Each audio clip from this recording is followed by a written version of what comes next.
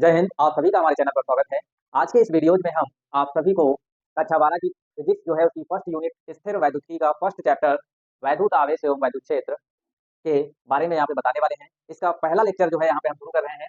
इसमें सबसे पहले हम आज के इस वीडियो में क्या-क्या चीजें सीखेंगे इसका डिटेल्स में यहाँ पे पहले ही डिस्क्राइब कर देता हूँ। सबसे पहले हम यहाँ पे आवेश के बारे में जानेंगे, आवेश के टाइप को सीखेंगे, आवेश की संकल्पना को सीखेंगे और उसके बाद सजातीय आवेश, विजातीय आवेश और आवेश की खोज सबसे पहले किसने किया था और आवेश को बताने वाला कौन था, प्लस माइनस चिन्ह किसने दिया था सबसे पहले। इन सारी चीजों का जानकारी मैं आप लोगों को इस वीडियो में देने वाला हूँ। तो बिना टाइम वेस्ट किए वीडियो को शुरू करेंगे। ठीक है, तो आप लोगों को जो है वीडियो कंप्लीटेड देखना है, स्किप करना नहीं है वीडियो को स्किप करोगे तो आप लोग समझ नहीं पाओगे कि यहाँ पे क्या समझाया गया। ठीक है, तो वीडियो को बिना टाइम वेस्ट किए वीडियो को शुरू करते हैं।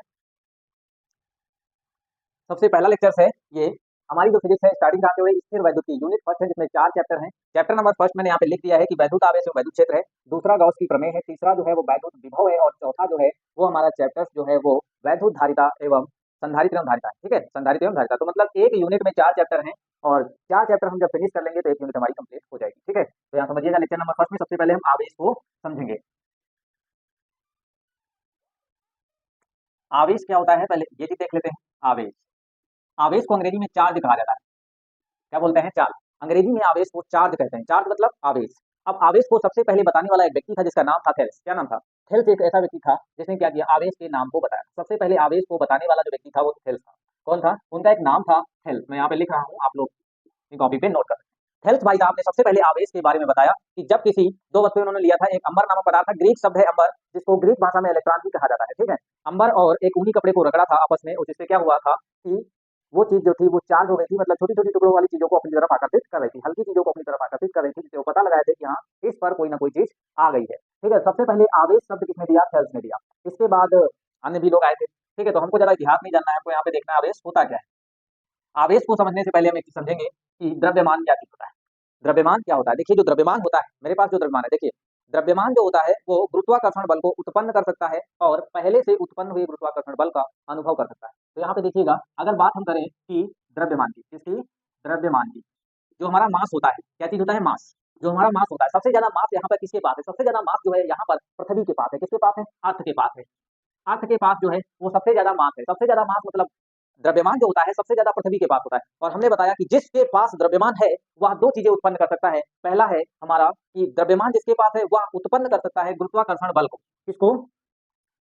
गुरुत्वाकर्षण फोर्स।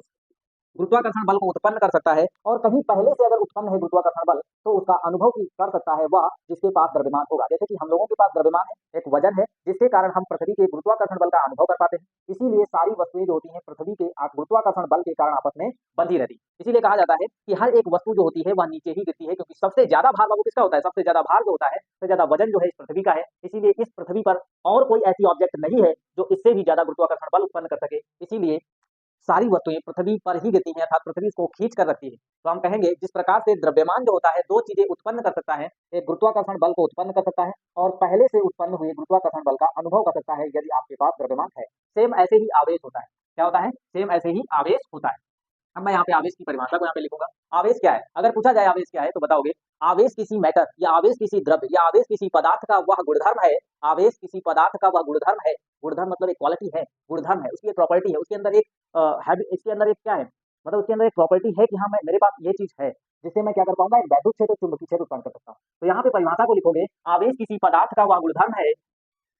आवेश किसी पदार्थ, पदार्थ बोलो बाबू या द्रव्य बोलो या मैटर, ठीक है, तीनों एक ही चीज होते हैं। MATTER, मैटर मतलब द्रव्य होता है, द्रव्य मतलब पदार्थ होता है। पदार्थ क्या होता है? पदार्थ वह दुनिया की हर एक चीज या पूरे ब्रह्मांड की वो वस्तुएं जिसमें वजन हो और कुछ स्थान गिरे, वह पदार्थ है। वह पदार्थ है। पदार्थ के बारे में बताया जाए तो क्या बताओगे? पदार्थ उसे कहते हैं जिसमें कुछ वजन हो और कुछ स्थान गिरे, वह पदार्थ होता है। तो बताओगे आवेश किसी पदार्थ का वह गुणधर्म होता है, वह गुणधर्म होता है। क्या होता है? आवेश किसी पदार्थ का वह गुणधर्म होता है जिससे या जिसके कारण जिसके कारण वह वह वैद्युत क्षेत्र, वैद्युत क्षेत्र एवं चुंबकीय क्षेत्र को, चुंबकीय क्षेत्र को उत्पन्न कर सकता है। क्या कर सकता है? उत्पन्न कर सकता है तथा पहले से उत्पन्न वैद्युत क्षेत्र एवं चुंबकीय क्षेत्र का अनुभव कर सकता है। पहले से तथा पहले से से उत्पन्न उत्पन्न वैद्युत क्षेत्र वैद्युत क्षेत्र एवं चुंबकीय क्षेत्र का अनुभव कर सकता है अनुभव कर सकता है। ठीक है, ये है आवेश की परिभाषा। आवेश की परिभाषा वेरी सिंपल है, मैं अभी इसको याद करवा रहा हूँ। एक बार क्या बताओगे आवेश के बारे में अगर पूछा जाए तो क्या बताओगे? आवेश किसी पदार्थ का वह गुणधर्म होता है, आवेश किसी पदार्थ का वह गुणधर्म होता है जो या जिसके कारण वह वैद्युत क्षेत्र एवं चुंबकीय क्षेत्र उत्पन्न कर सकता है एवं पहले से उत्पन्न चुंबकीय क्षेत्र एवं वैद्युत क्षेत्र का अनुभव कर सकता है। आवेश किसी पदार्थ का वह गुणधर्म होता है, आवेश किसी पदार्थ का वह गुणधर्म होता है जिसके कारण वह वैद्युत क्षेत्र एवं चुंबकीय क्षेत्र को उत्पन्न कर सकता है एवं पहले से उत्पन्न चुंबकीय क्षेत्र एवं वैद्युत क्षेत्र का अनुभव कर सकता है। ठीक है, क्लियर हुआ? ये चीज आ गई होगी समझ में। ठीक है, इतनी चीज क्लियर हुई। अगला टॉपिक हमारा है आवेश के प्रकार। आवेश के कितने प्रकार होते हैं, आवेश कितने टाइप का होता है। ठीक है, तो हम ये समझते हैं, इसका स्क्रीनशॉट लीजिए। अब देखिए आवेश के टाइप कितने होते हैं, इसका मैं यहाँ पे थोड़ा एग्जांपल दे रहा हूँ। जैसे कि हाँ, आवेश का अगर अनुभव करना है तो क्या है? आवेश का अनुभव करने के लिए मान लीजिए कि ये एक एरिया है, इस एरिया में वैद्युत क्षेत्र है या फिर चुंबकीय क्षेत्र है, वैद्युत क्षेत्र हो या फिर चुंबकीय क्षेत्र हो इस एरिया में, और कोई व्यक्ति यहाँ पे खड़ा हुआ है। ठीक है, अगर वैद्युत क्षेत्र जो है यहाँ पे है, यहाँ पे एक व्यक्ति कोई खड़ा हुआ है। ठीक है, और अगर इसमें वैद्युत क्षेत्र है, वैद्युत क्षेत्र है, तो इस वैद्युत क्षेत्र का ये भाई साहब अनुभव तब कर पाएंगे जब इस पर आवेश होगा। मतलब इन पर अगर कोई चार्ज होगा तो ये वैद्युत क्षेत्र का अनुभव कर पाएंगे, अर्थात इस वैद्युत क्षेत्र के कारण ये प्रभावित होंगे, ये सीधे नहीं जा सकते। अगर यहाँ पे मान लीजिए इसमें वैद्युत, इस पर आवेश नहीं है, इस पर मान लीजिए आवेश है, अगर इन पर आवेश है तो ये वैद्युत क्षेत्र का अनुभव करेंगे। अगर इन पर आवेश नहीं है, अगर इन पर आवेश नहीं है, ठीक है, अगर इन पर आवेश नहीं है, यहाँ पे लिख देता हूँ आवेश नहीं है। अगर आवेश नहीं है तो इसका मतलब है ये इस पे सीधे जाएंगे। अब ये इस वैद्युत क्षेत्र के कारण प्रभावित नहीं होंगे, ये सीधे चले जाएंगे। इसमें मतलब इन पर कोई इफेक्ट नहीं पड़ेगा, ये वैद्युत क्षेत्र का, इस वाले वैद्युत क्षेत्र का कोई फील नहीं कर पाएंगे। समझ गए होंगे? ठीक है, अब हम समझेंगे आवेश के प्रकार। इसको देखेंगे आवेश के प्रकार।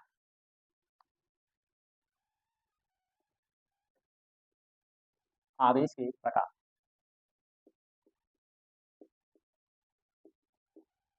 हम्म, आवेश के प्रकार। टाइप ऑफ चार्ज जो होता है वो दो प्रकार का होता है। कितने प्रकार का होता है? टाइप ऑफ चार्ज वो दो प्रकार का होता है। पहला अगर बोला जाए तो क्या बताओगे? पहला वाला बोलोगे टाइप ऑफ चार्ज मतलब पॉजिटिव चार्ज। कौन सा चार्ज? पॉजिटिव चार्ज को क्या बोला जाता है? पॉजिटिव चार्ज को धनावेश कहते हैं। क्या कहते हैं? धनावेश। पॉजिटिव चार्ज को धनावेश कहते हैं, धनावेश कहते हैं, या फिर इसको पॉजिटिव चार्ज। पॉजिटिव चार्ज को प्लस से लिखा जाता है। क्या से लिखा जाता है? पॉजिटिव चार्ज को प्लस से लिखा जाता है। ठीक है, क्लियर हो गई। नंबर दो, दूसरा वाला जो होता है वो ऋणावेश चार्ज होता है। ऋणावेशी चार्ज होता है, मतलब उसको ऋणावेश कहते हैं, नेगेटिव चार्ज बोला जाता है। ऋणावेश क्या बोलते हैं? ऋणावेश बोलते हैं इसको, नेगेटिव चार्ज कहा जाता है। नेगेटिव चार्ज, नेगेटिव चार्ज को माइनस से लिखा जाता है। कहाँ से लिखा जाता है? माइनस से। नेगेटिव चार्ज को माइनस से लिखोगे और पॉजिटिव चार्ज को प्लस से लिखोगे, अर्थात हमको ये पता चल गया कि जो आवेश के प्रकार होते हैं वो टू टाइप होते हैं, एक प्लस होता है, एक माइनस होता है। अब एक बात पूछी जाती है कि ये बताओ भाई साहब कि प्लस माइनस चिन्ह जो है वो सबसे पहले किसने दिया? अगर ये क्वेश्चन आपसे किया जाए कि प्लस माइनस चिन्ह सबसे पहले किसने दिया, तो मैं यहाँ पे लिखता हूँ प्लस कामा माइनस चिन्ह दिया। किसने दिया? इसका एक आंसर सामने लिखा है, बेंजामिन फ्रैंकलिन ने। किसने दिया? Benjamin Franklin. बेंजामिन फ्रैंकलिन,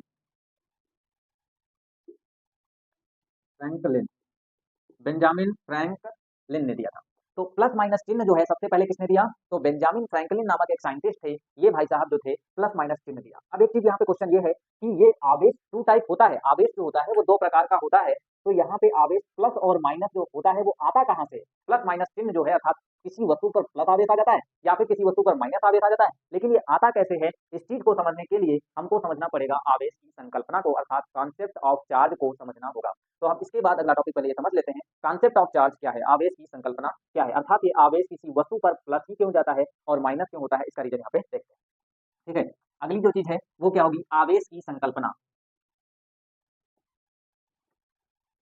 आवेश की संकल्पना, आवेश की संकल्पना, आवेश की संकल्पना, कॉन्सेप्ट ऑफ चार्ज, इसको देख लेते हैं। कॉन्सेप्ट,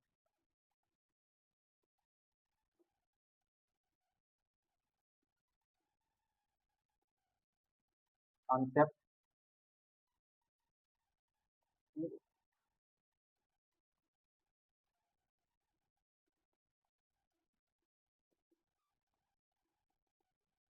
कॉन्सेप्ट ऑफ चार्ज, आवेश की संकल्पना।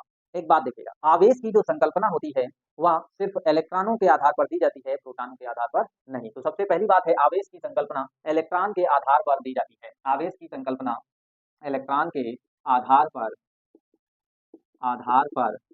दी जाती है, दी जाती है। ऐसा क्यों? आवेश की जो संकल्पना होती है, आवेश का जो संकल्पना है वो इलेक्ट्रॉन के ही आधार पर क्यों दी जाती है, इसका कारण देखिएगा।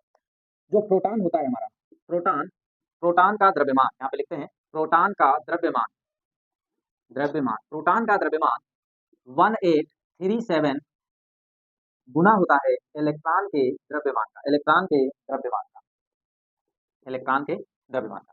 पहला रीजन ये है कि, पहला रीजन क्या है, प्रोटॉन का द्रव्यमान, मतलब इलेक्ट्रॉन के आधार पर ही आवेश की संकल्पना क्यों दी जाती है, इसका पहला कारण ये रहा कि प्रोटॉन का जो द्रव्यमान होता है, प्रोटॉन का जो वजन होता है, प्रोटॉन के पास जो मास है वह इलेक्ट्रॉन के द्रव्यमान का, इलेक्ट्रॉन के वजन का 1837 गुना होता है। मैं गुने वाली चीज को समझाता हूँ। जैसे कहा जाए कि मेरा वेट 50 किलोग्राम है और सामने वाले व्यक्ति, मेरे सामने एक व्यक्ति खड़ा हो और उसका वजन जो है 100 किलोग्राम हो, तो हम कह सकते हैं कि उसका वजन हमारे वजन का 2 गुना है। क्या है? 2 गुना है, मतलब वो 1 कुंटल का है। वो 1 कुंटल का, हाँ, भारी बहुत।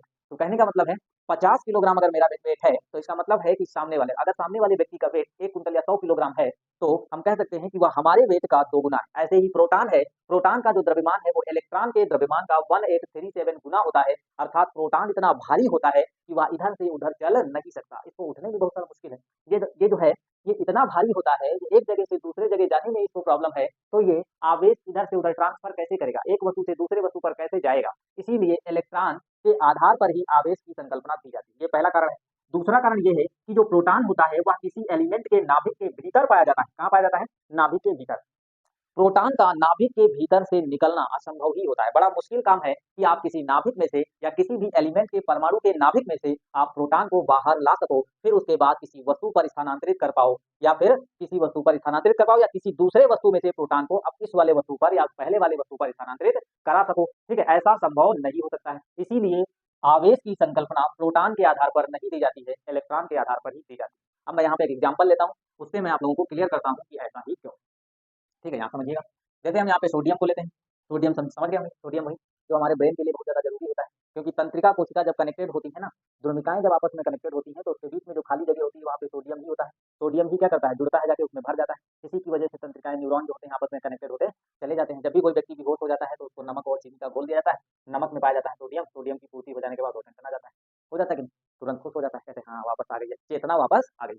अब यहाँ समझिएगा, सोडियम हो गया। अब एक चीज़ देखिए, सोडियम जब उदासीन है, सोडियम जब उदासीन है, तो एक परिभाषा कक्षा 9th में पढ़ाई जाती है कि जब कोई तत्व उदासीन होता है तो उसमें जितने प्रोटॉन होते हैं उतने ही इलेक्ट्रॉन होते हैं। ये परिभाषा होती है। लेकिन कुछ मास्टर कहते हैं प्रोटॉनों की संख्या बराबर इलेक्ट्रॉनों की संख्या। ऐसा होता है, लेकिन कब? जब तत्व उदासीन हो तब। ठीक है, अगर हम पूछें कि इस सोडियम पर बाबू चार्ज कितना है, इस सोडियम पर चार्ज कितना है, तो क्या बताओगे? इस सोडियम पर चार्ज कितना है, कुल चार्ज कितना है, तो 0 है। लेकिन इस पर चार्ज है, 2 क्वेश्चन करना हो, देखिए इस सोडियम पर नेट आवेश कितना है, तो 0 है। नेट आवेश कितना है, तो 0 है। कहा जाए कि इस पर कुल आवेश, क्वेश्चन है ध्यान से देखिएगा, कुल आवेश, अगर कोई भी एलिमेंट हो और पूछा जाए, जैसे ये उदासीन है और पूछा जाए कुल आवेश इस पर कितना है, नेट आवेश, तो 0 है। लेकिन अब पूछा जाए इस पे चार्ज है या नहीं है, तो इस पे चार्ज है। ठीक है, इस पे चार्ज है। कुछ लोग कहते हैं, जैसे ये रखा, ये सोडियम, अब क्या इस पे चार्ज है या नहीं? तो कुछ बच्चे कहते हैं नहीं, चार्ज इस पर है, जितना प्लस है उतना ही माइनस है। जब पूछा जाए कि इस पर चार्ज कुल कितना है, कुल आवेश कितना है, तो 0 बताओगे, तब बताओगे कि इस पर आवेश नहीं है। जब पूछा जाए इसका नेट आवेश कितना है, इस पर कुल आवेश कितना है, तब 0 है। अगर केवल ये पूछा जाए कि इस पर आवेश है या नहीं, तो बताओगे इस पर आवेश है, जितना धनावेश है उतना ही ऋणावेश है, जितना धनावेश है उतना ही ऋणावेश है। ये चीज कंफर्म हो गई होगी, ये क्वेश्चन है, और मतलब नीट में पूछा गया है। ये क्वेश्चन नीट में पूछा गया था। अब यहाँ देखिएगा, जैसे कि जब ये तत्व उदासीन है तो इसका मतलब है प्रोटॉनों की संख्या बराबर होगी। प्रोटॉन इसमें कितने होते हैं, 11 होते हैं, और इलेक्ट्रॉन कितने होते हैं, वो भी 11 होंगे। अगर इलेक्ट्रॉन का इस सोडियम का इलेक्ट्रॉनिक विन्यास करोगे तो 2, 8 और 1 आएगा। बाह्यतम कोश में 1 इलेक्ट्रॉन। अब इस बाह्यतम कोश में इसके कितने इलेक्ट्रॉन है, 1। इसके बाह्यतम कोश में 1 इलेक्ट्रॉन है, और ये भाई साहब चाहते हैं स्टेबिलिटी, मतलब स्थायित्व को प्राप्त करना। 1 मिनट रुकिए,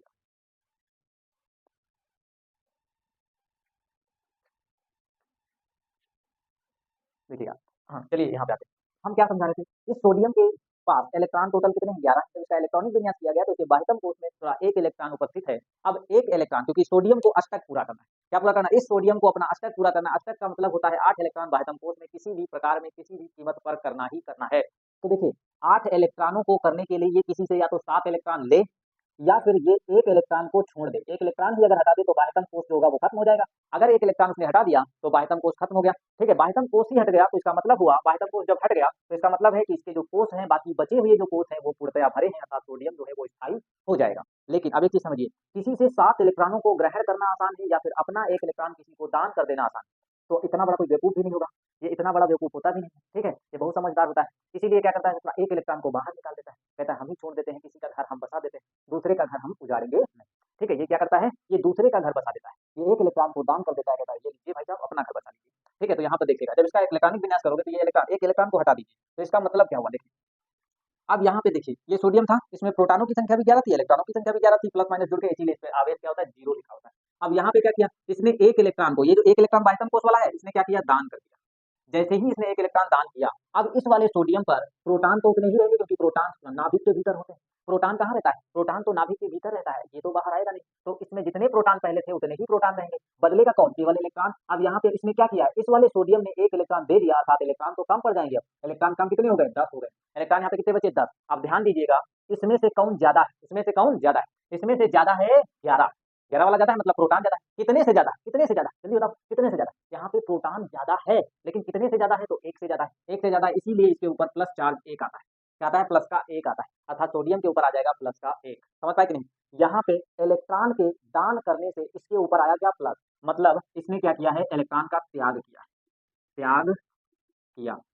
या यहाँ पर बोल सकते हो, यहाँ पे इलेक्ट्रॉन के त्याग करने से प्लस आया, या फिर बोल सकते हो इलेक्ट्रॉन की हानि हुई है। इलेक्ट्रॉन की जब हानि होगी तभी प्लस चार्ज आएगा। इलेक्ट्रॉन की क्या होगी, हानि। देखो क्वेश्चन बनेंगे, इसीलिए सबको डिटेल से समझा रहा हूँ। कहा जाए कि कोई तत्व है उसने इलेक्ट्रॉन को त्यागा है, तो उस पर कौन सा आवेश होगा, आवेश की प्रकृति बताओ। ठीक है, आवेश की प्रकृति बताओ, उसने इलेक्ट्रॉन को त्यागा है, इलेक्ट्रॉन को त्याग दिया है, अर्थात इलेक्ट्रॉन की हानि हुई है, इलेक्ट्रॉन की क्षति हुई है, तो उस पर आवेश कैसा आएगा, तो उस पर धनावेश आएगा, उस पर धनावेश आएगा, उस पर धनावेश आएगा, उस पर धनावेश आएगा। नहीं समझ पाओगे। हमने बताया है कि अगर कोई तत्व, अगर कोई तत्व, अगर कोई एलिमेंट, अगर कोई तत्व, अगर कोई एलिमेंट इलेक्ट्रॉन को त्यागता है, इलेक्ट्रॉन की उसमें हानि होती है, इलेक्ट्रॉन की उसमें क्षति होती है, तो उसका मतलब है कि उस तत्व पर क्या आएगा, धनावेश आएगा, उस पर क्या आएगा, धनावेश आएगा। नहीं समझ पा रहे, उस पर पॉजिटिव चार्ज आएगा। मतलब यहाँ पर क्या हुआ, इलेक्ट्रॉनों के त्यागने से प्लस चार्ज आया। यहाँ पे प्रोटॉन नहीं गए, इलेक्ट्रॉन ही गए। अब दूसरी चीज देखिए, क्लोरीन को लेते हैं, किसको लेते हैं, क्लोरीन। तो यहाँ पर सीएल समझ लीजिए।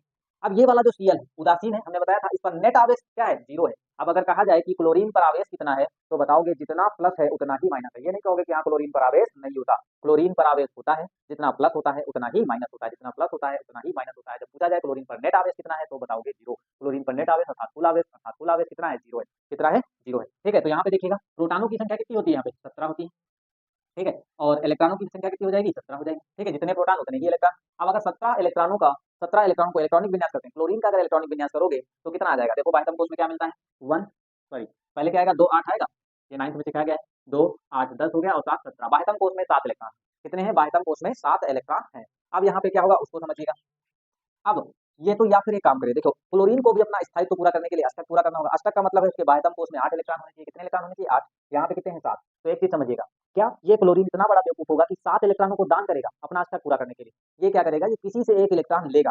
ठीक है, क्या करेगा, किसी से एक इलेक्ट्रॉन लेगा, अपने मित्र को ढूंढेगा, अपने मित्र को जैसे ही पाएगा उससे कहेगा भाई साहब मुझे एक इलेक्ट्रॉन की दे दीजिए, मेरा घर बस जाएगा, मेरा घर जो होगा वो बस जाएगा। ठीक है, कहेगा मेरा घर बसाने के लिए ये सोडियम जो है, ये सोडियम क्या करेगा, ये इसका मित्र हो जाएगा। देखिएगा ध्यान से समझिएगा, यहाँ पे सोडियम क्या करेगा, सोडियम क्लोरीन का मित्र बनेगा। ये भाई साहब जब इसके पास जाएंगे तो यहाँ पे देखो इसने एक इलेक्ट्रॉन को त्यागा था, इस सोडियम ने अपना एक इलेक्ट्रॉन त्यागा था, और जिसके कारण इसको मिल गया था स्थायित्व। क्या मिल गया था, स्थायित्व, क्योंकि इसके बाह्यतम कोष में क्या है, केवल 8 इलेक्ट्रॉन रह जाएंगे तब, तो ये स्थायी हो जाएगा। समझ पा रहे हो कि नहीं। जो इसने एक इलेक्ट्रॉन त्यागा था, यही वाला एक इलेक्ट्रॉन यहाँ जाएगा, कहाँ जाएगा, यही वाला एक इलेक्ट्रॉन यहाँ जाएगा, यही वाला एक इलेक्ट्रॉन यहाँ जाएगा, अर्थात क्लोरीन के पास जाएगा, क्योंकि इसके पास बाह्यतम कोष में 7 इलेक्ट्रॉन है, इसको केवल एक इलेक्ट्रॉन की आवश्यकता है। तो ये भाई साहब इसका सहयोग करेंगे, ये इसकी मित्रता, मतलब ये दोनों आपस में मित्रता है, मित्र है। तो ये क्या करेंगे, अब इसकी मित्रता जो है, ये अपनी मित्रता को निभाएगा, अर्थात ये वाला इलेक्ट्रॉन यहाँ पे आएगा और इसके साथ एक इलेक्ट्रॉन यहाँ जुड़ेगा और बनाएगा सीएल। अब ध्यान देना, सीएल इसने क्या किया, इस क्लोरीन के जब उदासीन था तो 17 प्रोटॉन थे, 17 इलेक्ट्रॉन थे, एक कहीं से आकर के जुड़ गया। अब जब एक कहीं से आकर जुड़ गया है तो यहाँ पर देखिए क्या होगा, तो यहाँ पे हो जाएगा हमारा, तो यहाँ पे भैया कितना हो जाएगा, तो यहाँ पे आ जाएगा हमारा, प्रोटॉन तो सेम रहते हैं, प्रोटॉन क्या रहेंगे, सेम रहेंगे। प्रोटॉन कितने थे, 17। अब इलेक्ट्रॉन यहाँ पे कितना हो गए हैं, इलेक्ट्रॉन हो गए 18। कितने हो गए, इलेक्ट्रॉन हो गए 18, क्योंकि एक इसने यहाँ पे ग्रहण कर लिया है। जब एक ये ग्रहण कर लेगा तो यहाँ पे इलेक्ट्रॉन कितने हो गए, 18। अब यहाँ पे कौन ज्यादा है, यहाँ पे कौन ज्यादा है, यहाँ पे 17 ज्यादा है, 18 यहाँ पे 18 ज्यादा है। कितने से ज्यादा है, एक से ज्यादा है, क्योंकि यहाँ 17 यहाँ पे 18, तो एक ज्यादा है इलेक्ट्रॉन। तो यहाँ पे इलेक्ट्रॉन कहाँ में लिखा होता है, माइनस में लिखा जाता है, इसलिए इसके ऊपर कितना आ जाएगा, माइनस का एक चार्ज आ जाएगा, समझ पा रहे हो कि नहीं, माइनस का 1 आ जाएगा। अब यहाँ देखिएगा, यहाँ इलेक्ट्रॉन को ग्रहण करने से मिला, यहाँ पे इलेक्ट्रॉन क्या किया गया, ग्रहण किया गया, यहाँ पे इलेक्ट्रॉन को त्यागा गया था, ठीक है, और यहाँ पे इलेक्ट्रॉन को ग्रहण किया गया। ये दोनों आपस में जब मिले हैं तो बना है ये, इन दोनों के आपस में मिलने से कौन बना, ये Cl माइनस, ठीक है। अब जब ये और ये, अब देखिए इन दोनों रिएक्शनों को जब जोड़ा जाएगा तो इन दोनों रिएक्शनों को जोड़ने पर क्या होगा, ये इलेक्ट्रॉन इस इलेक्ट्रॉन से कट जाएगा और ये आपस में क्या मिल जाएंगे, इनको आपस में मिलाने से NaCl बन जाएगा, ठीक है, NaCl बन जाएगा। तो अब यहाँ पे एक चीज ध्यान दीजिएगा, हम यहाँ पे लिखते हैं, यहाँ पे क्या हुआ है, इलेक्ट्रॉन ग्रहण किया गया है, ग्रहण करने से, यहाँ पे इलेक्ट्रॉन Cl पर माइनस कैसे आया है, यहाँ पर जो Cl पर माइनस आया है वो इलेक्ट्रॉन के ग्रहण करने से आया है, किससे, इलेक्ट्रॉन ग्रहण करने से आया है, इलेक्ट्रॉन ग्रहण करने से, ठीक है, करने से, इलेक्ट्रॉन के ग्रहण करने से यहाँ पे आया हुआ है माइनस। अर्थात अर्थात किसी तत्व पर आवेश जो होता है वह इलेक्ट्रॉनों के या तो जाने से या फिर इलेक्ट्रॉनों के आने से आता है, ना कि प्रोटॉनों के आने से और ना ही प्रोटॉनों के जाने से। इसीलिए कहा जाता है आवेश की संकल्पना केवल इलेक्ट्रॉन के आधार पर दी जाती है, प्रोटॉन के आधार पर नहीं, ठीक है, क्योंकि प्रोटॉन इतना भारी होता है, उसका वजन भी इतना ज्यादा होता है, इलेक्ट्रॉन के वजन का, इलेक्ट्रॉन के मास का 1837 गुना होता है, इतना भारी होता है कि वो अपनी जगह से हिल ही नहीं सकता है, तो एक वस्तु से दूसरे वस्तु पर ट्रांसफर कैसे होगा, ठीक है, इसीलिए आवेश की संकल्पना इलेक्ट्रॉन के आधार पर दी जाती है। इसका स्क्रीनशॉट लीजिए, उसके बाद हम समझेंगे आवेश कैसी राशि है, फिर उसका मात्रक क्या है, फिर उसके बाद सजाती विजाती आवेश को देखेंगे, ठीक है। देखिए अब आगे समझ लेते हैं। एक नंबर में हम लोग क्वेश्चन आता है कि आवेश की संकल्पना इलेक्ट्रॉन के आधार पर क्यों दी जाती है, तो बताओगे क्योंकि इलेक्ट्रॉन जो होते हैं वो एक दूसरे से मतलब इलेक्ट्रॉन प्रोटॉन का आवेश जो होता है वो इलेक्ट्रॉन के आवेश का इतना गुना होता है, अर्थात प्रोटॉन बहुत भारी होता है, इसलिए आवेश की संकल्पना इलेक्ट्रॉन के आधार पर दी जाती है। अगला टॉपिक कौन सा है, अगला हमारा होगा आवेश किस प्रकार की राशि, तो सीधे लिखोगे आवेश यह कैसी राशि है, आवेश जो है वह अदिश राशि, कैसी है, अदिश, अदिश राशि, आवेश अदिश राशि। आवेश का मात्रक देख लेते हैं, मात्रक देखने के लिए सबसे पहले फार्मूला पता होना चाहिए, क्या पता होना चाहिए, फार्मूला। तो सबसे पहले हम फार्मूले को देख लेते हैं कि आवेश बराबर होता क्या है। कक्षा 9 में परिभाषा पढ़ाई जाती है कि आवेश प्रवाह की दर को, आवेश प्रवाह की दर को क्या कहते हैं, वैद्युत धारा कहते हैं, अर्थात I बराबर होता है dq बटे dt, इसी को हम q बटे t लिख सकते हैं, अर्थात यहाँ से देखिएगा I बराबर q अपान t होगा कि नहीं होगा, I बराबर q अपान t हो जाएगा, तो इस वाले t q इधर करा दीजिए, तो I इंटू t हो जाएगा, बराबर किसके हो जाएगा, q के, अर्थात q क्या है, आवेश है। आवेश का जो प्रतीक होता है उसको भी लिख देते हैं यहाँ पे, आवेश का प्रतीक, आवेश का प्रतीक अर्थात सिंबल जो होता है वो कैपिटल क्यों लिखो अथवा स्मॉल क्यों, कहीं कहीं पे कैपिटल क्यों लिखा होता है, कहीं कहीं पे स्मॉल क्यों लिखा होता है, चाहे आप स्मॉल क्यों से लिखो चाहे आप कैपिटल क्यों से लिखो, तो आवेश का जो प्रतीक होता है ये होता है, इसीलिए यहाँ पे आवेश को क्यों से लिखा गया, तो क्यों बराबर I इंटू टी। अब मैं यहाँ पे इस चीज को लिखता हूँ हिंदी, ठीक है, आवेश बराबर, ये सारी चीजें नोट करने वाली है, सभी लोग मतलब पेन और कॉपी लेकर बैठिए और नोट करते जाइए, ठीक है। तो आवेश बराबर क्या हो जाएगा, आवेश बराबर होगा वैद्युत धारा, वैद्युत धारा गुणे समय, वैद्युत धारा गुणे समय। अब देखिए, अब एसआई मात्रक कक्षा 11 में पढ़ाया गया होगा, वैद्युत धारा का जो मात्रक होता है, एसआई मात्रक जो होता है वो क्या होता है, वैद्युत धारा, वैद्युत धारा का एसआई मात्रक एम्पियर होता है, क्या होता है, एम्पियर, एम्पियर गुणे समय का मात्रक क्या होता है, सेकंड होता है, समय का मात्रक क्या होता है, सेकंड होता है, ठीक है। तो आवेश बराबर वैद्युत धारा गुणे समय होता है, और एम्पियर इंटू सेकंड को क्या बोला जाता है, तो एम्पियर इंटू सेकंड को ही क्या बोला जाता है, कूलाम बोला जाता है, एम्पियर इंटू सेकंड को क्या बोला जाता है, कूलाम बोला जाता है। इसको आप प्रतीक में लिखना चाहो तो सी से लिखते हैं, अर्थात आवेश का मात्रक अब आ चुका है, आवेश का मात्रक, आवेश का मात्रक, आवेश का जो मात्रक होता है वो क्या होता है, कूलाम होता है, क्या होता है, कूलाम होता है, इसको सी से लिखते हैं, ठीक है। आवेश का एसआई मात्रक जो होता है वो कूलाम होता है, तो ये कौन सा मात्रक है, एसआई मात्रक है, कौन सा मात्रक है, एसआई मात्रक, ये आवेश का एसआई मात्रक है। आवेश का एसआई मात्रक जो होता है वो कूलाम होता है। अब इसके सीजीएस मात्रक की भी हम गणना कर लेते हैं, यहाँ पे देखिएगा इसका सीजीएस मात्रक क्या होगा, आवेश का जो सीजीएस मात्रक होता है उसको भी देख लेते हैं क्या होता है, आवेश का सीजीएस मात्रक, आवेश का जो सीजीएस मात्रक होता है वो स्टेट कूलाम होता है, क्या होता है, स्टेट कूलाम, ध्यान से देखिएगा, स्टेट कूलाम, स्टेट कूलाम, ये समझ में नहीं आ रही होगी, हाँ स्टेट कूलाम, आया बात समझ में आई कि नहीं। सीजीएस मात्रक की जब बात की जाए तो स्टेट कूलाम बता देना, जब एसआई मात्रक की बात की जाए तो कूलाम बता देना। अभी मैं और जादू सिखाऊंगा, यहाँ पे बहुत सारी चीजें हैं, ध्यान से बस देखते जाइएगा, ठीक है, वीडियो को स्किप नहीं करना है, ठीक है, वीडियो को स्किप नहीं करना है। देखिएगा आवेश का सीजीएस मात्रक स्टेट कूलाम होता है। अगर आपसे पूछा जाए कि एक कूलाम में कितने स्टेट होते हैं, एक चीज और याद आ गई, आवेश की जो सीजीएस मात्रक स्टेट कूलाम होता है इसका एक दूसरा नाम भी होता है, इसका जो दूसरा नाम यहाँ पे लिख देते हैं, दूसरा नाम, दूसरा नाम, स्टेट कूलाम का जो दूसरा नाम होता है वो होता है ESU, ESU का मतलब होता है इलेक्ट्रोस्टैटिक यूनिट, इलेक्ट्रोस्टैटिक यूनिट होता है, इसको मैं फुल फॉर्म में लिख देता हूँ, electrostatic unit, ELECTROSTAT, electrostatic unit, ठीक है। स्टेट कूलाम को, स्टेट कूलाम जो होता है इसका दूसरा नाम जो होता है इलेक्ट्रोस्टैटिक होता है। अब अगर आपसे पूछा जाए ये बताइए भाई साहब कि एक कूलाम में स्टेट कूलाम कितने होते हैं, ठीक है, किसी बच्चे को पता है, ध्यान दीजिएगा, ठीक, किसी को पता नहीं पता, चलिए देखिएगा यहाँ पे, एक कूलाम अगर पूछा जाए तुमसे कि एक कूलाम में, एक कूलाम में, एक कूलाम में कितने स्टेट कूलाम होते हैं, एक कूलाम में स्टेट कूलाम कितने होते हैं, तो बताओगे 3 गुणे 10 की पावर 9। 3 गुणे 10 की पावर 9। देखो प्रकाश की जो चाल होती है वो 3 गुणे 10 की पावर 8 होती है। याद रखने की ट्रिक बता रहा हूँ। प्रकाश की चाल 3 गुणे 10 की पावर 8 मीटर पर सेकंड होती है। यहाँ पे अगर पूछा जाए कि एक कूलाम में स्टेट कूलाम कितने होते हैं, तो 3 गुणे 10 की power 9 state coulomb. State coulomb, state coulomb, ठीक है। 3 गुणे 10 की पावर 9 स्टेट कूलाम होते हैं। एक कूलाम में स्टेट कूलाम कितने होते हैं, तो 3 गुणे 10 की पावर 9। ये सारी चीजें न्यूमेरिकल में काम आएंगी। अभी और भी एक मात्रक होता है। अगर पूछा जाए 1 फैरेड में कितने कूलाम होते हैं, 1 फैरेड में कितने कूलाम होते हैं, फैराडे में, ठीक है। 1 फैरेड नहीं, फैराडे होते हैं। 1 फैराडे में कितने कूलाम होते हैं, इसको एफ को फैराडे कहते हैं, फैराडे, ठीक है। 1 फैराडे में कितने कूलाम होते हैं, तो अगर ये पूछा जाए कि 1 फैराडे में कितने कूलाम होते हैं, तो बताओगे 96, 96 होता है। 96,500 कूलाम होते हैं। कितने होते हैं, 96,000 मतलब 96,500 कूलाम। 96,500 कूलाम होता है 1 फैराड में। 1 फैराडे में 1 फैराडे में 1 फैराडे में कितने कूलाम, 1 फैराडे में कितने कूलाम, 1 फैराडे में कूलाम होता है 96,500। 96,500 कूलाम होता है, 96,500 कूलाम होता है, 96,500 कूलाम होता है। बात समझ में आई कि नहीं है। एक कूलाम में कितना, एक कूलाम में स्टेट कूलाम कितने होते हैं, 3 गुणे 10 की पावर 9, 3 गुणे 10 की पावर 9। एक कूलाम में स्टेट कूलाम कितना होता है, तो एक कूलाम में स्टेट कूलाम कितना होता है, तो 3 गुणे 10 की पावर 9। वेलोसिटी जो होती है प्रकाश की वो कितनी होती है, 3 गुणे 10 की पावर 8। 3 गुणे 10 की पावर 8 वो भी कितने, मीटर पर सेकंड में। एक एक चीज याद रखोगे तब आपको अच्छे से, तब आपका इस रिजल्ट जो है अच्छा जाएगा, ठीक है। इसी समझ गए। अब देखिएगा एक फैराडे जो होता है, 1 फैराडे, आखिर ये होता क्या चीज है, इस चीज का हम भी यहाँ पे डिस्क्रिप्शन, मतलब वहाँ पे जो है हम यहाँ पे विस्तार से समझ लेते हैं कि एक फैराडे कहते किसको है, ठीक है। तो पहले इसका स्क्रीनशॉट लीजिए, फिर इसके बाद हम आगे देखते हैं। अब देखिएगा एक फैराडे का क्या मतलब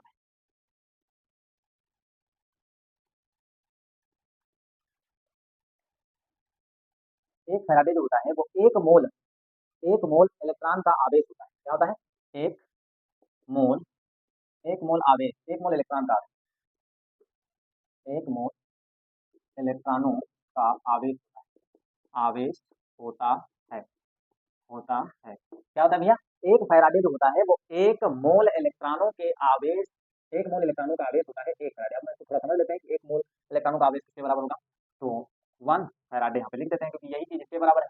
तो ये चीज जब हम यहाँ पे लिखेंगे तो यहाँ पे देखिएगा एक मोल में कितने होंगे, एक मोल में इलेक्ट्रॉन कितने होंगे, एक मोल में इलेक्ट्रॉन, क्योंकि एक मोल में इलेक्ट्रॉनों का जो आवेश होगा वही होगा एक फैराडे, ठीक है। तो यहाँ पे लिखा भी है एक मोल इलेक्ट्रॉनों का आवेश जो होगा वो होगा एक फैराडे। एक मोल इलेक्ट्रॉनों का जो आवेश होगा वो होगा एक फैराडे। तो यहाँ पे एक मोल में इलेक्ट्रॉन कितने होंगे, एक मोल में इलेक्ट्रॉन होंगे 6.02 × 10 की पावर 23 अर्थात अवोगाद्रो संख्या के बराबर, अवोगाद्रो संख्या के बराबर, मतलब 0.6.02 × 10 की पावर 23 मोल, मतलब ये अवोगाद्रो संख्या होती है, एक मोल में इतने इलेक्ट्रॉन होंगे।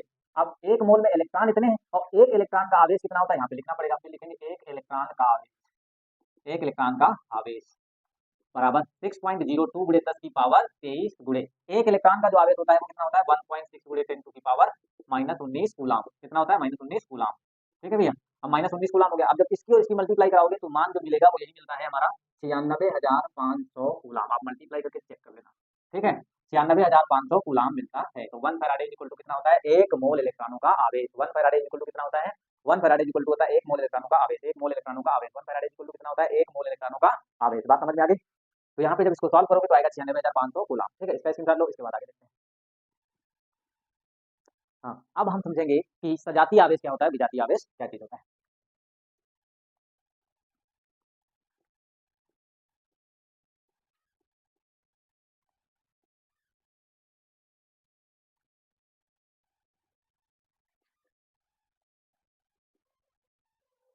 सजातीय आवेश,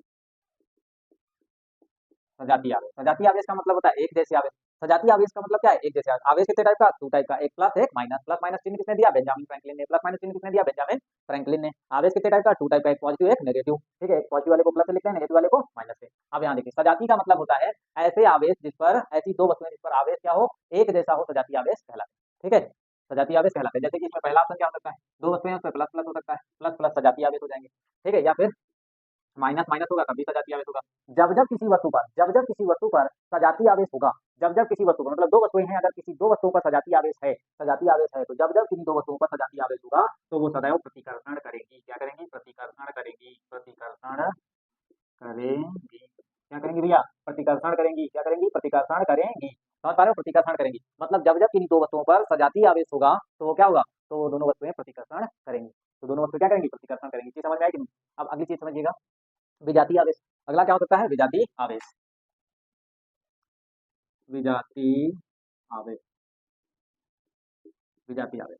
विजातीय आवेश का क्या मतलब है, विजातीय आवेश का मतलब हुआ कि जब दो वस्तुओं पर आवेश जो होना चाहिए वो विपरीत होना चाहिए। एक पर अगर प्लस है तो दूसरे पर माइनस हो, एक पर प्लस है तो दूसरे पर माइनस हो, ठीक है। अगर ऐसा कहीं होता है, अगर ऐसा कहीं होता है कि एक पर प्लस है और दूसरे पर माइनस है, तो वो दोनों वस्तुएं क्या करेंगी बाबू, आकर्षण करेंगी। क्या करेंगी वो दोनों, आकर्षण करेंगी। क्या करेंगी, आकर्षण। आकर्षण मतलब प्यार मोहब्बत करेंगी। एक पर प्लस एक पर माइनस, तो क्या होगा, प्यार मोहब्बत होगा कि नहीं होगा।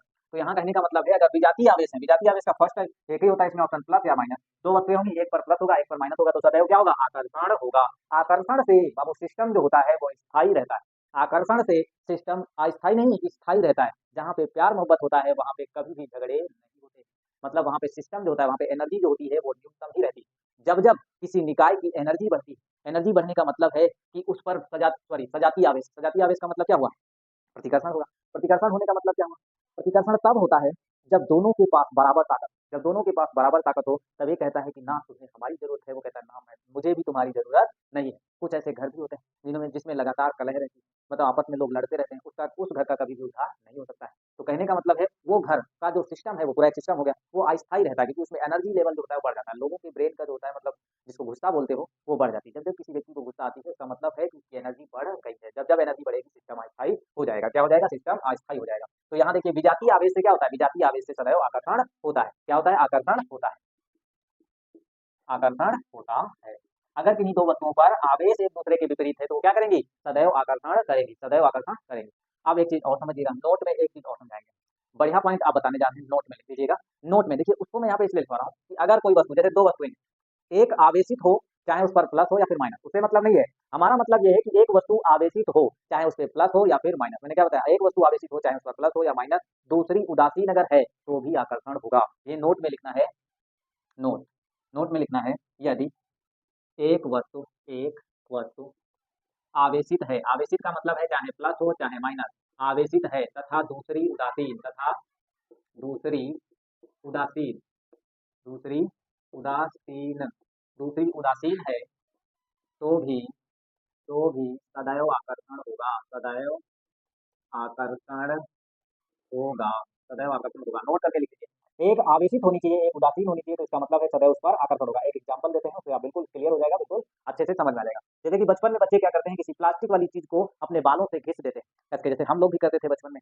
बचपन में जब हम पढ़ने जाते तो एक पेन बाल से घिसते थे, लोग कहते हैं जादू है। आज समझ में आया कि जादू है या नहीं, ठीक है। तो उस पेन को जब हम बालों से घिसते थे, उसके बाद छोटे छोटे कागज को अपनी तरफ आकर्षित करते थे, तो कागज पेन में चिपक जाते थे। क्या हो जाते, कागज पेन में चिपक जाते थे। जब हम किसी पेन को या इसमें बालों से घिसते हैं, तो मान लेते हैं या फिर इस पे प्लस आया होगा या फिर माइनस। अगर इस पे प्लस भी आया है या माइनस भी आया है, लेकिन कागज तो उदासीन है, कागज पर तो कोई आवेश नहीं है, क्योंकि कागज ना किसी से घिसा गया है ना कुछ, ऐसे केवल पड़ा था। उसको जब तुमने खींचा, ऐसे लगाया, तो वो चिपक गया। इसका मतलब है सदैव आवेशित वस्तु, एक आवेशित हो और एक उदासीन हो, तो सदैव उसमें क्या होगा, आकर्षण होगा। सदैव उसमें क्या होगा, आकर्षण होगा। इतनी चीज अगर क्लियर हो गई, यहाँ पे देखिए प्लस प्लस हमेशा क्या करेंगे, प्रतिकर्षण। प्लस और प्लस, जैसे एक वस्तु कोई है, उस पर मान लेते हैं एक वस्तु ए है दूसरी बी, अगर ए पर प्लस है और बी पर भी प्लस है तो सदैव प्रतिकर्षण होगा। अगर ए पर माइनस है और बी पर भी माइनस है तब भी प्रतिकर्षण होगा। अगर मान लेते हैं कि एक वस्तु है और बी, यहाँ एक वस्तु है, ए पर प्लस और बी पर माइनस हो तो आकर्षण होगा। क्या होगा, ए पर प्लस और बी पर माइनस हो तो आकर्षण होगा। यदि एक पर प्लस है, मतलब एक वस्तु आवेशित है दूसरी उदासीन है, जैसे मैंने एग्जांपल आपको अभी दिया, ठीक ऐसा कुछ होता है, तो भी सदैव क्या होगा, आकर्षण होगा। इतनी चीज क्लियर हो गई होगी। अब हम आगे देखते हैं, क्वेश्चन देते हैं आप लोगों का दिमाग खोलने के लिए, ठीक है। अभी समझ में आएगा कि हाँ इसका पूरा मतलब क्या है। चलो आगे देखते हैं, स्क्रीन काट लीजिए। अब आगे देख लेते हैं।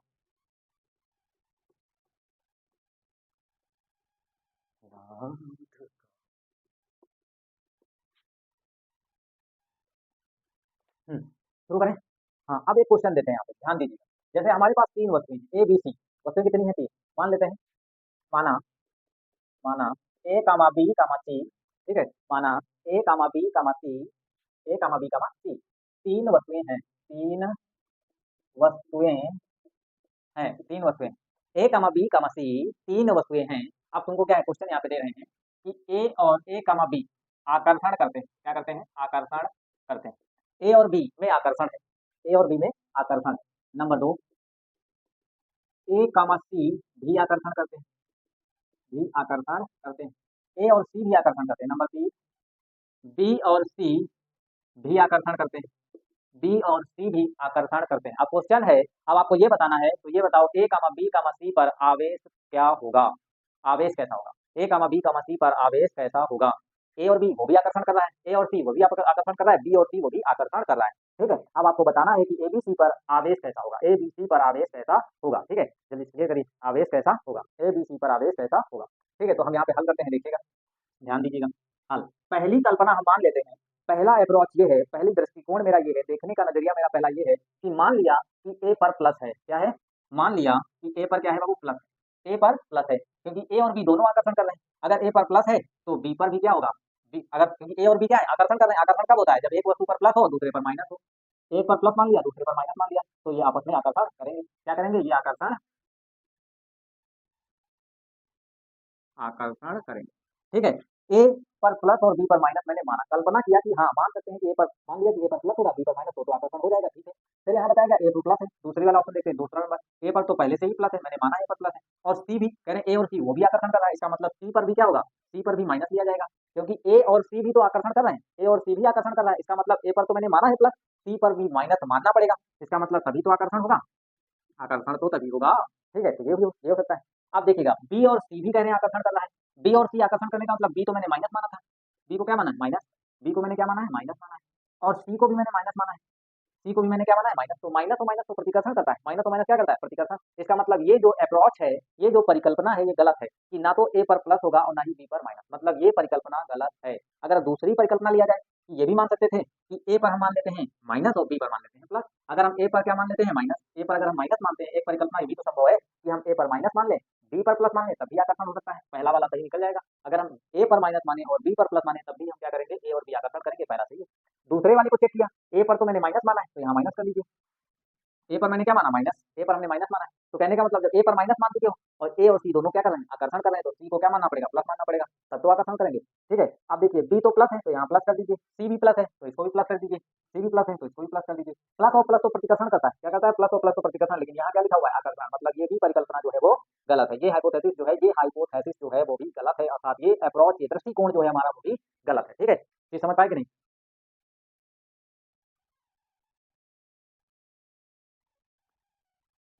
हाँ समझिएगा।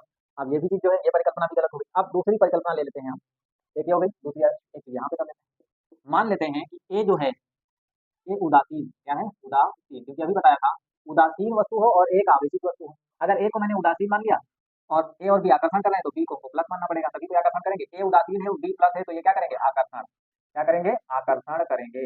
ये समझ में आई कि नहीं, आकर्षण करेंगे। ठीक है, फिर देखिए ए और सी भी आकर्षण कर रहे हैं, तो ए तो ऑलरेडी क्या है, उदासीन, मैंने माना है, उदासीन, उदासीन, ए उदासीन है और सी आकर्षण कर रहा है, इसलिए सी को हमको क्या मानना पड़ेगा, सी को हमको चाहे प्लस मान लीजिए चाहे माइनस मान लीजिए, तो यहाँ पे हमको क्या मानना पड़ेगा, माइनस मान लेते हैं, इसको माइनस मान लेते हैं, तो भी क्या हो सकता है, आकर्षण हो सकता है। अब एक चीज देखो, कुछ बच्चे कहेंगे गुरु जी आप प्लस प्लस भी ले लो तभी तो आ जाएगा। देखिए ए उदासीन है, ए उदासीन यहाँ पे भी ले सकते हो, यहाँ पे ध्यान दीजिएगा, इस पे हम लिख देते हैं, चाहे आप प्लस ले लीजिए चाहे माइनस, तब भी यहाँ पे क्या होगा, आकर्षण होगा कि नहीं होगा, आकर्षण होगा कि नहीं होगा, आकर्षण ही होगा। ए अगर उदासीन है, बी पर चाहे प्लस लो और चाहे माइनस लो, आकर्षण तो होगा ही होगा, आकर्षण तो होगा ही होगा। अब यहाँ पे देखिए ए पर, ए तो उदासीन है, सी पर चाहे प्लस लो चाहे माइनस लो, सी पर चाहे प्लस लो चाहे माइनस लो, तब भी क्या होगा, आकर्षण होगा।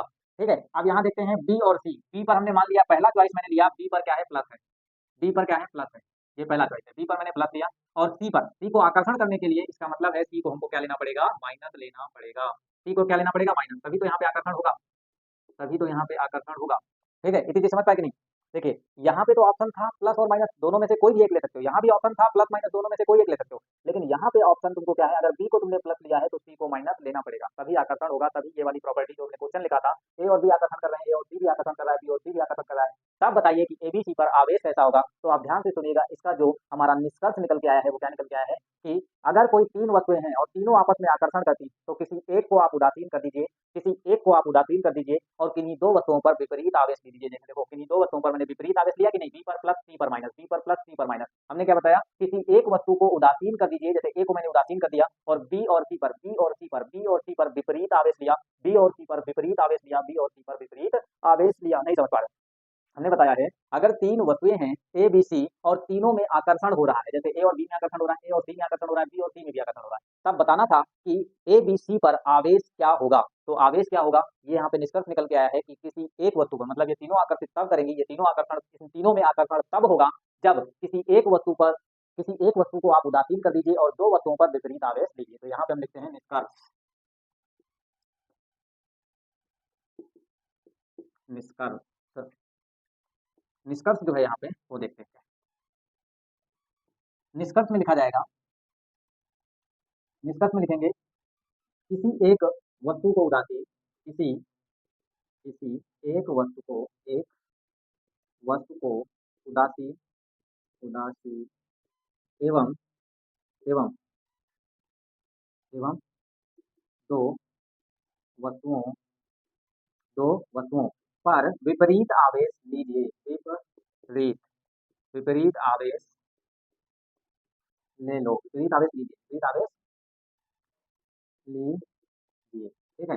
ऐसा तब संभव हो सकता है कि एबीसी तीन वस्तुएं हैं और तीनों आपस में आकर्षण कर रहे हैं। अगर तीनों आपस में आकर्षण कर रहे हैं तो ऐसा तब संभव हो सकता है जब किसी एक आवेश पर एक वस्तु उदासीन हो और किन्हीं दो वस्तुओं पर क्या है विपरीत आवेश हो। किन्हीं दो वस्तुओं पर क्या हो विपरीत आवेश हो, अर्थात दो वस्तुओं पर विपरीत आवेश लीजिए। ठीक है। किसी एक वस्तु को उदासीन एवं दो वस्तुओं को विपरीत आवेश, दो वस्तुओं पर विपरीत आवेश लीजिए। ठीक है। ये चीज क्लियर हो गई। अब एक एक क्वेश्चन और यहाँ पे अगला देख लेते हैं। ठीक है।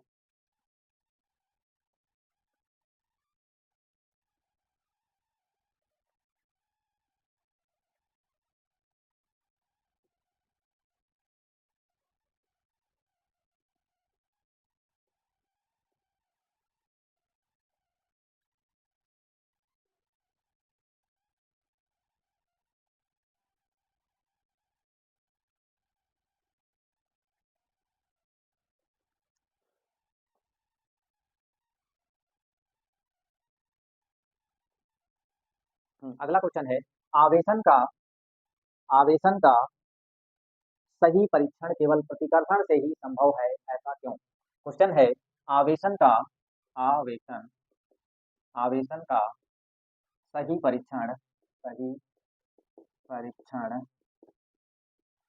आवेशन का सही परीक्षण आवेशन का सही परीक्षण केवल प्रतिकर्षण से ही से ही से ही संभव है, आकर्षण से नहीं। आकर्षण से नहीं। ऐसा क्यों? ऐसा क्यों? ऐसा क्यों? देखिएगा, लिखा हुआ है आवेशन का सही परीक्षण केवल प्रतिकर्षण से ही संभव है, आवेशन से क्यों नहीं? आवेशन से क्यों नहीं? ठीक है। इस क्वेश्चन को भी समझते हैं यहाँ पे हम। आवेशन से ऐसा क्यों नहीं संभव है? तो यहाँ पे देख लेते हैं। आवेशन का मतलब होता है किसी वस्तु पर आवेश को उत्पन्न करने की प्रक्रिया आवेशन कहलाती है।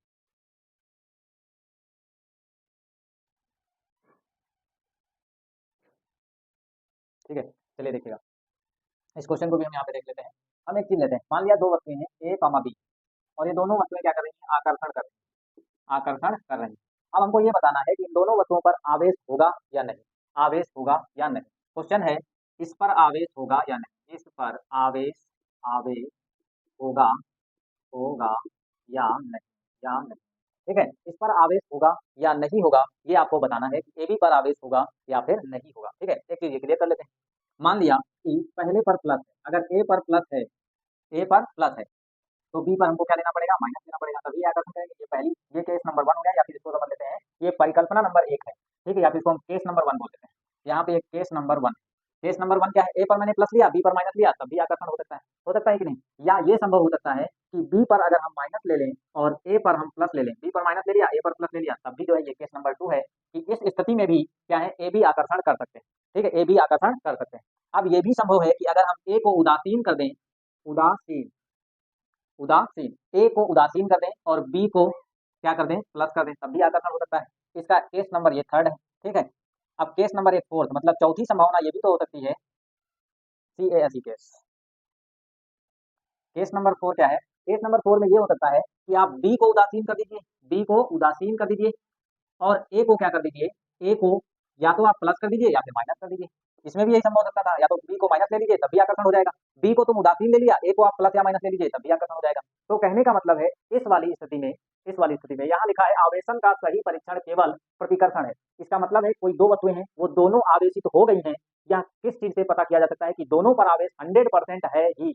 मतलब दो वस्तुएं हैं और आपको दिया जाए कि ये दो वस्तुएं हैं, आपको भाई साहब बताना है कि इन दोनों वस्तुओं पर आवेश 100% है या नहीं। ये कैसे पता करोगे? आकर्षण से पता कर सकते हो या फिर प्रतिकर्षण से। तो आकर्षण से यहाँ निकल के आ रहा है कि आकर्षण अगर ए पर प्लस है बी पर माइनस है तब भी हो जाता है, बी पर माइनस है ए पर प्लस है तब भी हो जाता है। अगर एक को उदासीन कर दीजिए मतलब एक पर आवेश ही ना हो, कोई एक पर कोई भी आवेश ना हो। अगर एक पर कोई भी आवेश नहीं है और बी को उदासीन कर दीजिए तब भी आकर्षण हो रहा है। इसका मतलब है कि इस वाली स्थिति से हम ये बता नहीं पाएंगे कि 100% उन दोनों वस्तुओं पर आवेश है या नहीं, क्योंकि यहाँ एक कंडीशन, यहाँ पे एक जो ये भाई साहब ये टांग अड़ा रहे हैं कि उदासीन होने पर भी दो वस्तुएं, अगर एक उदासीन एक चार्ज है एक आवेशित है तो भी आकर्षण हो जाता है। अर्थात इस वाली हाइपोथेसिस से, इस वाली परिकल्पना से या इस वाले एग्जांपल से हम ये साबित कर सकते हैं कि आकर्षण से बिल्कुल सही तरीके से हम नहीं बता पाएंगे कि कोई दो वस्तुएं जो हैं वो आवेशित हैं, मतलब दोनों पर आवेश 100% है, ये हम आकर्षण से नहीं कह सकते, ये हम आकर्षण से नहीं कह सकते। अब हम प्रतिकर्षण से देख लेते हैं। किसे देख लेते हैं? प्रतिकर्षण से।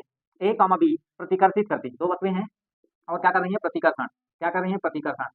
प्रतिकर्षण कर रही है। अब ध्यान दीजिएगा, अगर ए और बी प्रतिकर्षण कर रही है तो इसमें दो केस बन सकते हैं। पहला केस ये है, अभी मैंने बताया था कि अगर ए प्लस में है, किसमें है? ए अगर प्लस में है, किसमें है? ए अगर प्लस में है तो प्रतिकर्षण के लिए बी को भी प्लस होना पड़ेगा, क्योंकि सजातीय आवेश ही प्रतिकर्षण करते हैं, सजातीय आवेश ही प्रतिकर्षण करते हैं। ठीक है, तो ए अगर प्लस में है तो बी को भी प्लस होना पड़ेगा, तभी प्रतिकर्षण होगा। या केस नंबर सेकंड हो सकता है, अगर ए माइनस में है, ए माइनस में है और बी भी माइनस में है, बी भी माइनस में है, क्योंकि ए अगर प्लस में है तो बी सॉरी ए अगर माइनस में है तो बी को भी माइनस होना पड़ेगा, क्योंकि प्रतिकर्षण के लिए मैंने बताया था कि जब तक दो वस्तुओं पर आवेश सजातीय आवेश नहीं होगा, जब तक दो वस्तुओं पर आवेश समान नहीं होगा, एक जैसा नहीं होगा, तब तक वो दोनों वस्तुएं प्रतिकर्षण नहीं कर सकती हैं। तो यहाँ पर केवल दो ही केस संभव है। प्रतिकर्षण के लिए दोनों वस्तुओं पर 100% आवेश का होना जरूरी है, तभी प्रतिकर्षण संभव है। 100% अगर ए पर प्लस है तो बी पर भी प्लस है होगा, तभी दूर भागेंगे, ऐसे तभी दूर भागेंगे, वैसे कहाँ भाग पाएंगे। ठीक है, मतलब ए पर अगर प्लस है तो बी पर भी क्या है? प्लस होना चाहिए, तभी एक दूसरे से दूर भागेंगे, भागेंगे कि नहीं भागेंगे। तो वही चीज तो यहाँ समझा रहा हूँ कि ए पर अगर प्लस है तो बी पर भी प्लस होना जरूरी है, इसीलिए ए और बी प्रतिकर्षण तभी करेंगे ना।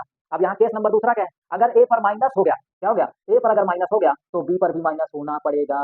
क्या होना पड़ेगा? बी पर भी माइनस होना पड़ेगा, तभी तो एक दूसरे को दूर खींचेंगे ना।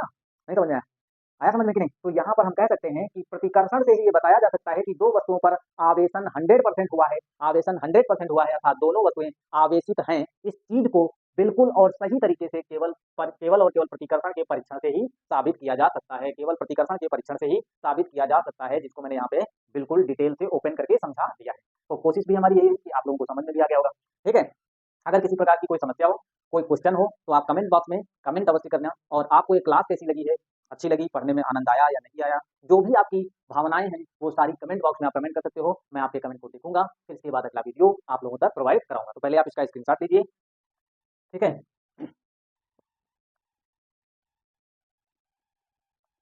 हाँ, तो आशा करता हूँ कि आप लोगों को जो है ये वीडियो जो है वो समझ में आया होगा, जो भी इस वीडियो में बताया गया होगा वो सारी चीज़ें आप लोगों को क्लियर समझ में आएगी। अगर किसी बच्चे को कोई भी दिक्कत हो तो सीधे कमेंट बॉक्स में अपनी भावनाओं को अवश्य लिखें। मैं आप लोगों के कमेंट बॉक्स को पढ़ता हूँ, उससे मुझे खुशी मिलती है और मोटिवेशन मिलता है कि हाँ, मेरे वीडियो को लोग पसंद कर रहे हैं, और इससे मैं और अच्छे-अच्छे वीडियो जो मैं आप लोगों को प्रोवाइड कराऊँगा, ऐसे ही मैं आप लोगों को ज्ञान बाँटता रहूँगा। ठीक है? तो इस चैनल पर आप लोगों को फिजिक्स का पूरा कोर्स फ्री में प्रोवाइड कराया जाएगा। बस आप लोगों से बस उम्मीद यही है कि आप ज़्यादा से ज़्यादा अपने दोस्तों तक इस वीडियोज़ को शेयर करें, सब्सक्राइब करें, लाइक करें और ज़्यादा से ज़्यादा शेयर कर दिया करें, ताकि उन लोगों का भी फ़ायदा हो सके। और दूसरी चीज़, सब्सक्राइब जब किया करें चैनल को तो आप बेल आइकन को जरूर दबा दिया करें। बेल आइकन पे आया हुआ जो ऑल है, जब तक आप ऑल के नोटिफिकेशन पर जाके क्लिक नहीं करोगे, तब तक हमारे डाले गए सारे वीडियोज़ की नोटिफिकेशन जो है यूट्यूब जो होता है वो आप लोगों तक नहीं भेजता है। इसीलिए बच्चे कहते हैं कि सर जी जो है नोटिफिकेशन हमारे पे नहीं आ रहा है। ठीक है? तो सब्सक्राइब करने का फ़ायदा तभी होता है जब ऑल पर जाकर के आप उसको प्रेस करते हैं तभी। ठीक है? तो आज के वीडियो में इतना ही, अगले वीडियो में फिर मिलेंगे। जय हिंद, पढ़ते रहिए, खुश रहिए।